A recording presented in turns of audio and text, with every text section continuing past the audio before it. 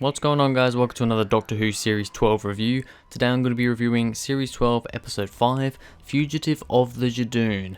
This was an episode. I mean, this is literally the mid-series episode. We're right in the middle of the series now after this one. And yeah, I mean, I just kind of expected this to be a run-of-the-mill middle series episode, but I think it's fair to say that it wasn't. Big spoilers here. There will be massive spoilers in this video. I'm going to be talking about everything. So, yeah, big spoilers. There's always spoilers in my reviews anyway. But yeah, even more than usual. Really saying that right now because, yeah, there's some rather large spoilers here. But anyway, let's get started with the cast. So we start off with Jodie Whittaker as the 13th Doctor. Yeah, really good. I'm actually starting to really like this Doctor a lot more. Throughout pretty much all of Series 11, I wasn't a big fan. I just didn't feel like she was really there. But throughout this series, especially from kind of Spyfall Part 2 onwards, really once she kind of figured out about Gallifrey, what happened to Gallifrey at the end of Part 2 of Spyfall, the 13th Doctor's just become so much more likeable for me. She's not as silly and giddy. She has her moments, but I think it works a lot better. Like other Doctors, they are more serious, but they do have these silly moments now and again. And she seems to be a lot more like that nowadays. In these last few episodes, more so to the seriousness. I mean, she's barely even making silly little jokes anymore, which I love because I found the humor that they've been giving Jodie just hasn't been working at all. So yeah, I'm really every episode I'm liking the 13th Doctor more and more. So I'm very happy about that. We've then got the companions, Bradley Walsh as Graham O'Brien. Yeah, he's good.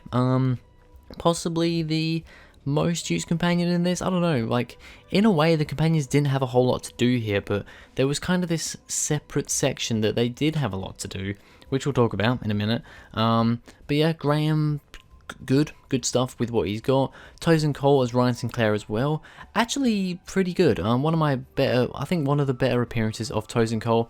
I am really thinking though, I think it's his acting. Tosin Cole is very flat with his acting.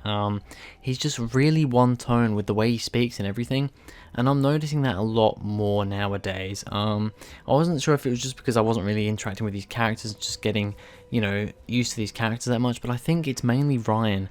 Tosin Cole just doesn't seem like he's just such a flat actor in my opinion. But I mean, with what he's got, he's okay, I suppose. I think he is slowly becoming, or quickly I suppose, becoming my least favourite of the three though. Amanda Gill as Yasmin Khan. Once again, she doesn't really get a whole lot to do, but she gets as much as Ryan and Graham, I suppose. They kind of equally don't have too much to do, but at least they kind of have their own separate plot thing going on. So yeah, she's good as well. She has a nice little moment when the Judoon first come to Earth, where she's kind of showing her authority skills when the Doctor's going on about Article 12 or whatever it is, which is just something she made up, and she like gets Yaz to back her up, like, yeah, police officer Yaz or whatever she says. There's like a specific rank, but she goes to Yaz, and then it gives Yaz a bit more of validity with a police officer thing, because we never really get to see it. Onto a couple of other cast members that are the big spoiler ones. First of all, we'll go Jo Martin first, who plays Ruth in this episode, but also the Doctor. Yeah, I'll get onto that, but yeah, I thought she was good all the way through. When she was playing as Ruth, she was really good. When she did turn into the Doctor, I thought she was really good. Sadly, in a lot of ways, I actually think I prefer her to Jodie. I'm sorry, but I think I do. I just she was really like menacing, but not in a Doctor way. She just really had this presence about her. So yeah, I really enjoyed her. Honestly, I could almost say, especially if we saw her a couple more times, that I kind of prefer her to Jodie, which is not a great thing. And then the other main spoiler in this one is John Barrowman as Captain Jack Harkness. Crazy to see him back. Was not expecting that at all. As soon as I heard his voice, so I knew it was him. Like, I heard his voice on that ship talking to Graham, I knew it was him straight away. I didn't even have to see him, I knew who it was. But yeah, such a great thing.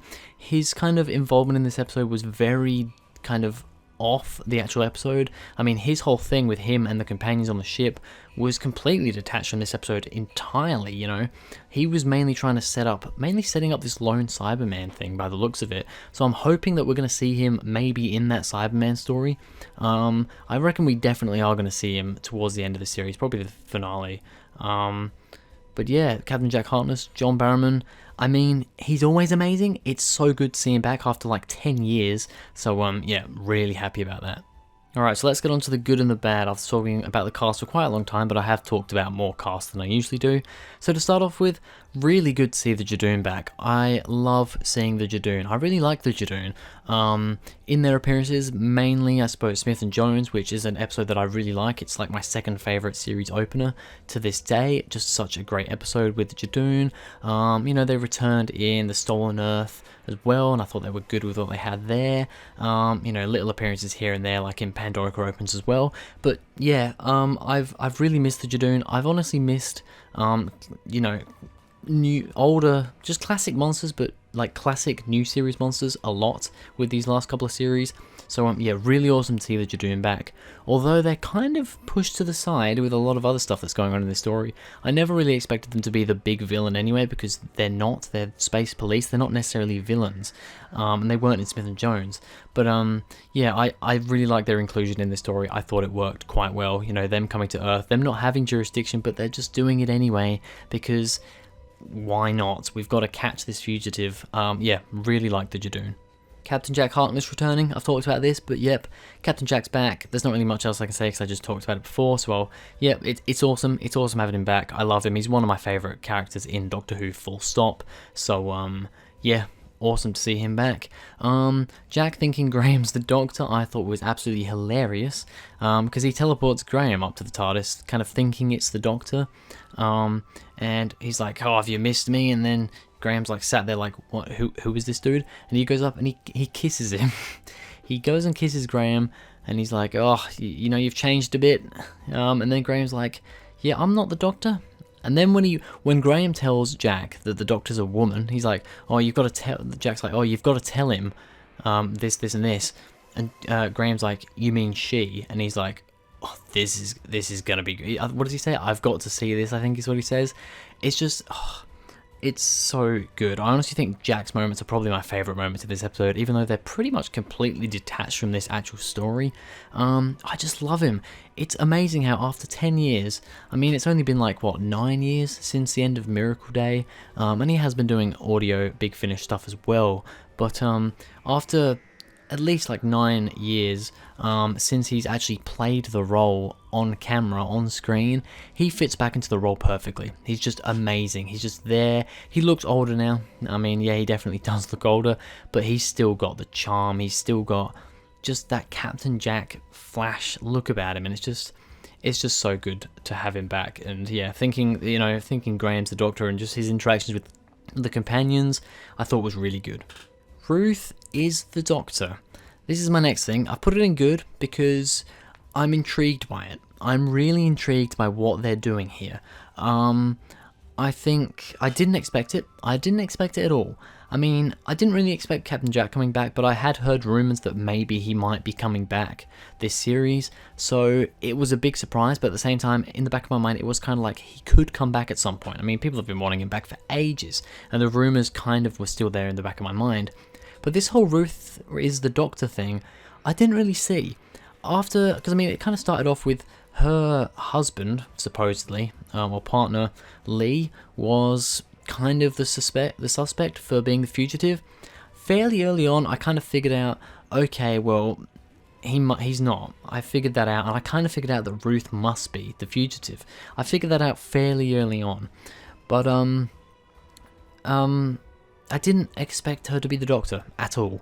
Really didn't. Now, I'm intrigued by this idea. I'm really excited to see what they're going to do with this.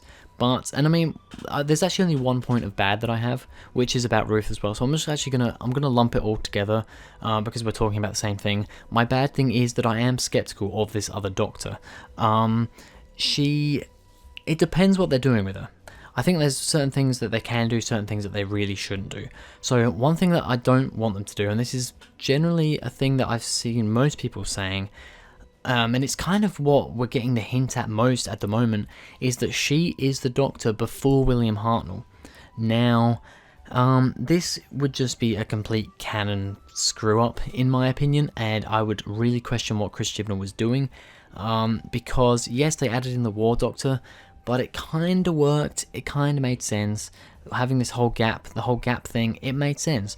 Adding another Doctor before William Hartnell doesn't work for me at all. Now, there's the whole thing where Jodie doesn't remember Ruth, and this Ruth Doctor, we're just going to call her Ruth, and Ruth doesn't remember Jodie either, so it's like, well, how does that work? Because if one was before the other one would remember, surely.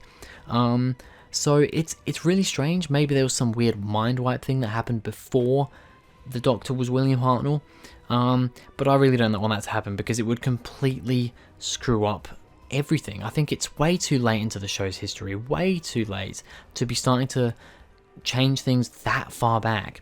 And I am worried about that, because we've got the whole timeless child thing going on. We've got the whole Gallifreyan law is a lie. The founding people of Gallifrey, whatever they're called, founders of Gallifrey, whatever they're called, they have done some shit, and it's all like, oh, this is all like stuff way in the past, when the Doctor and the Master were still on Gallifrey. So the fact that we've got this Doctor as well, I'm really worried that that's what they're going for. And I mean, maybe they can pull it off somehow, but if they do that, if they have this Doctor before William Hartnell's Doctor, I just don't think I can live with it. I just really don't think it's something that I'm gonna enjoy, because I can't see the first Doctor is the second Doctor is the third. It just doesn't make sense. And the whole thing, I mean, canonly it doesn't make sense, because we have the whole thing in The Name of the Doctor, where Clara goes to the first Doctor and tells him to choose that TARDIS because the chameleon circuit's broken. She does that in that episode. She tells him to do that. So this Doctor being before William Hartnell's Doctor, but still having this TARDIS, also doesn't really make sense. And then if maybe they can slot it between William Hartnell and Troughton, which wouldn't make sense as well, because we saw the regeneration happen, so that can't be the case. Between Troughton and Pertwee, we didn't really see a regeneration, but at the same time that can't really work either, because this Doctor can't remember the Sonic. Also, it just wouldn't work. It just would not work. So I'm really hoping, my personal thing is that I hope this Doctor is kind of from a parallel universe, a different universe. I'm hoping that's what it's going to be, but I'm really worried that it's not. Alright, so that big tangent out of the way, let's try and get through these last couple of points fairly quickly. Ruth's TARDIS, I think, is a really cool design. Maybe a little bit sad to say that I think I actually prefer it to Jodie's TARDIS. I've kind of warmed to Jodie's TARDIS a bit more. I didn't mind it too much when I first saw it, but I have come to like it a bit more. But after seeing this TARDIS, yeah, I think I actually prefer this TARDIS over hers, which is cool, I guess, but it's also like, when you're kind of introducing a TARDIS that's not the main TARDIS, when that one's better than the actual main TARDIS, we might have a bit of a problem. But yeah, I thought that was a really cool design. The tension between the two Doctors and the companions is really good. But between the Doctors and the companions, what does that mean? Between the Doctor and the companions, I think, is more what that is, not the Doctors. Jodie's Doctor at the end talks to the companions a bit, and there's just such tension between them. And I mean, at the start of the episode as well, a lot of tension talking about Gallifrey. She finally opens up about Gallifrey, and I like that. And I think it's honestly one of Jodie's best acted moments. So I'm really happy with that sort of stuff. And then finally, what's this? Gat being a Gallifreyan who's hunting down this other Doctor. I thought it was interesting. We've got a Gallifreyan. Not necessarily a Time Lord, but a Gallifreyan in Gat who ends up dying. But I thought that was interesting as well. Bringing the Gallifreyans back in a way was really quite interesting. So, a rating for Fugitive of the Judoon. This is a hard one. Right now, I'm going to give it a 9 out of 10. I think it's honestly my favourite story of Jodie's era. Now, I think depending on what ends up happening with this Doctor, with this Ruth Doctor, depending where they go with her, this story could either go up. I don't think it's quite get to a 10, but I think I could push it up to a 9.5 if I really like how they kind of finish off this Ruth Doctor, how they figure it out. But if they go down the track that I think they're going to go down, that I don't like, or any other thing that I don't like, this story could drop a point or so. So at the moment I'm sticking at a 9 because it is honestly a really enjoyable episode. I just like all the things. Captain Jack, I like the intrigue of this Doctor's good. I'm just skeptical of where it's going, and generally the story, although at times I thought they're not really doing a whole lot with this story. Like, you know, they started off with this fugitive thing and then it just completely changed its way. It didn't really, because it turns out the Doctor was the fugitive. We also don't know why the Doctor was the fugitive, really. So yeah, it's an interesting one, a 9 out of 10. It's definitely one that I'm going to have to look back on once the series has finished. Anyway, that's going to be it for this video, guys. Thank you very much for watching. If you enjoyed, please go ahead, like and subscribe. Go into the description, follow me on Twitter, that would be awesome. And I'll see you guys in the next video.